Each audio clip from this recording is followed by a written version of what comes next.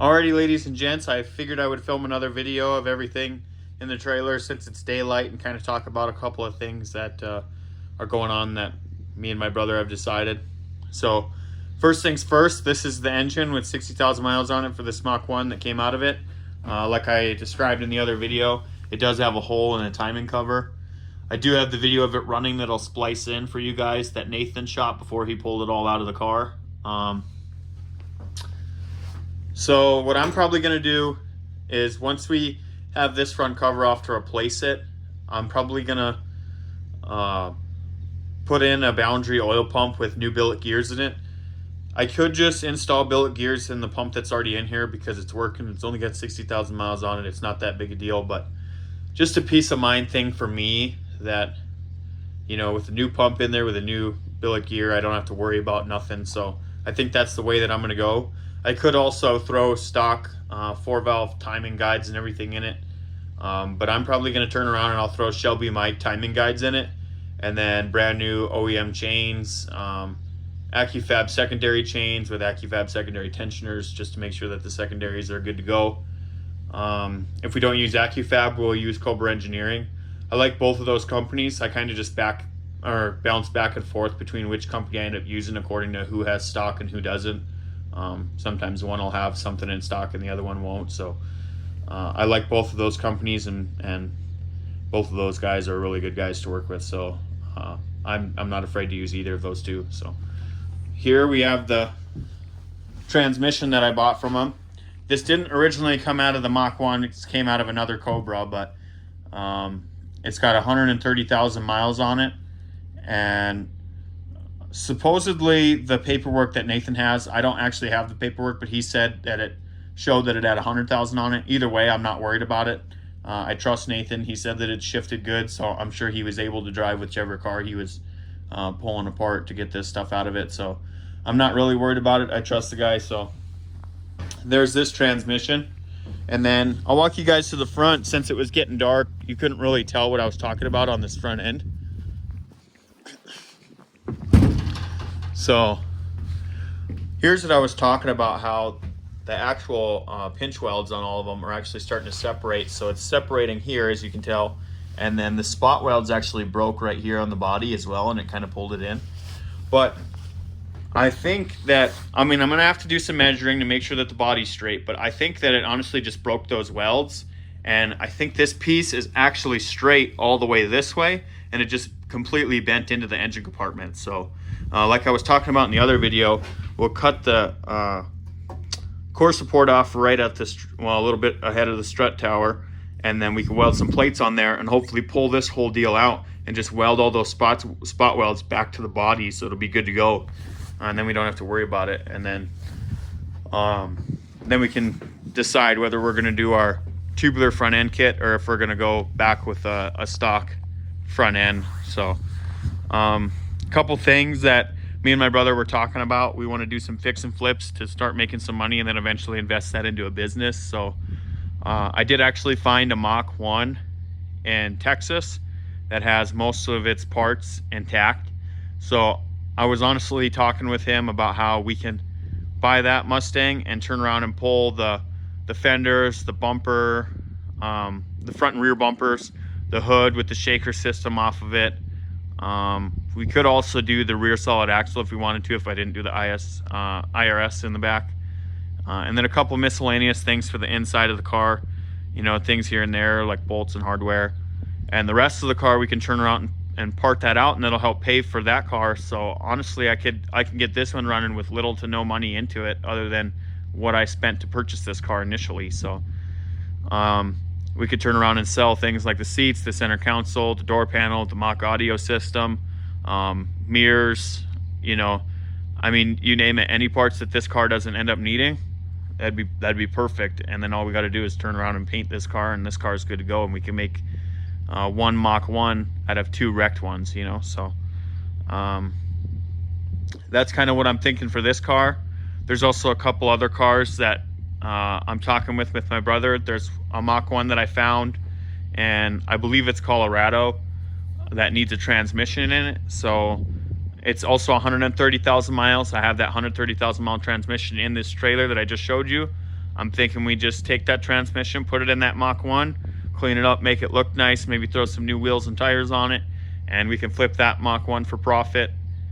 And then there's another Mach 1 that looks like it needs some seat work, and we could probably turn and go around and fix that, clean that one up and sell that one. There's a Cobra in Colorado that I was looking at that needs an engine. It's a 99 convertible. It also needs the top cleaned. It's oil soaked. It comes with a brand new top, but we're going to try and save the original top so we can turn around and flip that convertible top. I have that brand new 2001 NOS Ford 4.6 liter 4-valve engine that I'll probably throw in that 99 Cobra if we can make it profitable. That one we're going to have to talk to that guy and convince him to lower his price. He's pretty stuck at the price that he's at, but if we can get him to lower it a couple $1,000s, then that Mustang will actually turn profitable too. If so, just barely, but that's one that we're kind of talking about as well. And then, of course, as I mentioned before, when I shot my 2001 Mustang GT, we're going to be pulling all that 4.6 liter 2-valve drivetrain out of that one, and that will all get fixed up, maintained, and thrown into a V6 Mustang. So that's kind of the plans that I have for now. I just wanted to come out here and kind of shoot an update on well, not really an update, but show you guys what I was talking about in the original Mach 1 video.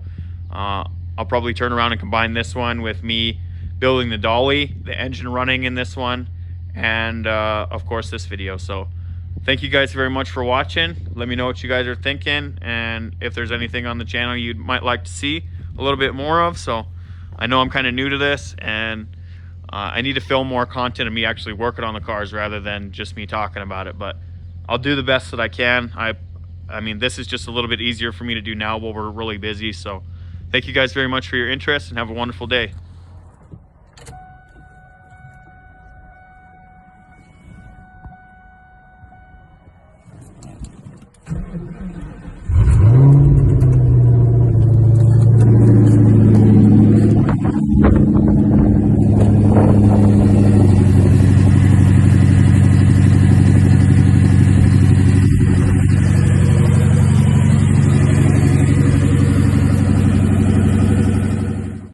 Alrighty, ladies and gents, the finest of craftsmen built this amazing dolly out of the finest of materials scrounged from the farm. The only things that were bought were the carriage bolts to bolt the wheels on, and the leg bolts and the screws to assemble it. I want to give a huge shout out to Straightlaced. He's got a really cool YouTube channel where he's building a Celine Mustang, and he had to do some fixing on the front and underside of the car and everything. But anyway, he's going to be wheeling his into the body shop to have it painted, so he built a dolly to wheel his around and move it around in his garage. And I thought, you know, he has a really good idea there, so why reinvent the wheel? I guess I'll just copy him and build the same thing for the Mach 1. So I did. So thank you very much, Straightlaced, if you happen to see my channel. If you guys haven't seen his channel, check it out. He's got a lot of cool stuff on there. So anyway, these outside beams, these ones, I did 6 foot long, and I inset them an inch, similar to how he did it. And these ones on the side, if you're curious, I did 28 3/4. And then I did these ones, I measured the short side, and I did the short sides at 1 foot long. The brackets for the wheels that I had laying around in the farm were a little bit too wide, so I didn't want to just mount it to the 4x4 because it would be way too close to the edges. So I decided to bolt a little 2x4 on the edge there, cut them to 3.5 inches, which is what these 4x4s are. They're really 3.5 by 3.5. So if they were a true 4x4, it would have worked perfect, but I just did the 2x4 there, and that worked real good. I used wood glue on all the joints just to make sure that everything's good. And then I used little like decking screws to hold everything together while I was drilling the holes for the actual leg bolts, and then I leg bolted everything. I did 7-inch long ones on the sides, and I did 5-inch long ones on the cross braces. So other than that, I just grabbed, let's see, where's the actual box at? right there. I did these for the screws. Just 5x10 flat wood screws. And that's what I use to hold everything together. So worked pretty good. No complaints here. I spent a total of probably $50 in material to build this because I had all the wood at home. I'm assuming if you really wanted to get baller with it and get, you know, decent wood and everything, you could spend anywhere from $100 to $150 to make this. But in all honesty, if you're comparing that to some of like the wheel dollies that can actually flip the car, those are like $1,500. So for the practicality of what I'm going to be using this for, to move it in and out of the shop, in and out of different trailers and that sort of deal, I think it works really good for what it is. I will eventually buy one of those actual dollies, because then I can actually rotate the car and work on the bottom of it without having to like lay under it or set it on the hoist.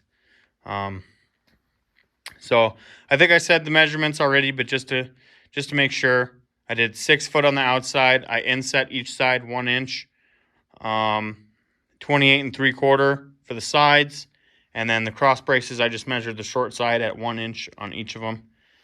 They're not perfect, and this side is way better than that side, because I actually had the bright idea of using a strap, and on each joint I would strap it and I would suck it together first, and then I got the joints a lot tighter. So you can kind of tell that this side's a little bit looser. You get a little bit of gap in the joints. Where this one, perfect, sucked tight, as tight as you're gonna get her. So anyway, that's all I got for the dolly. So I guess the rest of the video we'll cut in to the Mach 1, or however the video ended up going. So thank you guys very much for watching. Check out Straightlaced channel, Straightlaced, if you happen to see my video. Thank you very much. Continue to produce content. I think your stuff is awesome. So thank you very much, guys. Bye.